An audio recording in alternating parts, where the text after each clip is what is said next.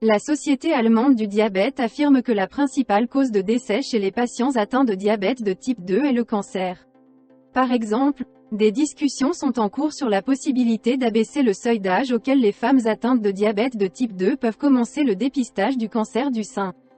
Selon les prévisions actuelles, dans les 10 à 20 prochaines années, l'obésité et le diabète de type 2 remplaceront le tabagisme au premier rang des causes évitables de cancer.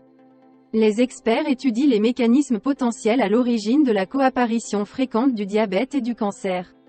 Les diabétologues attribuent cela à une hyperglycémie et une hyperinsulinémie à long terme. Cependant, l'inflammation chronique est également un mécanisme possible. De nombreuses personnes atteintes de diabète de type 2 sont également en surpoids, ce qui est considéré comme un facteur de risque de cancer. Quant au risque de développer un cancer du sein, les scientifiques suggèrent une relation entre le métabolisme de l'insuline et l'œstrogène, une hormone sexuelle féminine. Pour le développement du cancer du côlon, la séquence, de l'adénome au carcinome, est actuellement considérée comme sans ambiguïté. C'est-à-dire que le développement d'un cancer, carcinome, à partir de précurseurs bénins, adénome, se produit généralement dans les 10 à 15 ans. L'insuline, en tant qu'hormone trophique, peut stimuler la prolifération de polypes bénins déjà existants.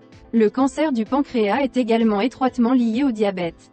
La pancréatite chronique contribue au développement du diabète sucré et constitue également un risque de développement du carcinome pancréatique. Selon les données actuelles, le diabète sucré pourrait augmenter de 1,7 fois le risque de développer un cancer du pancréas.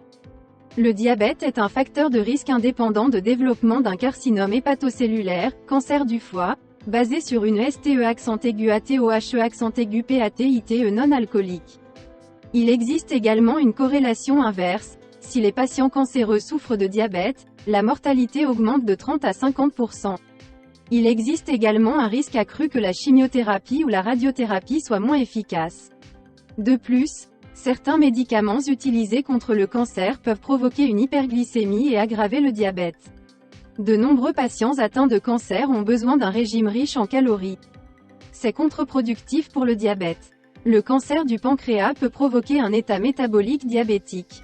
Par conséquent, chez les personnes âgées présentant un diabète d'apparition soudaine, la présence d'un cancer du pancréas doit être exclue. Les patients atteints du diabète de type 2 le plus courant, également appelé diabète de l'adulte, sont généralement pris en charge par leur médecin de famille.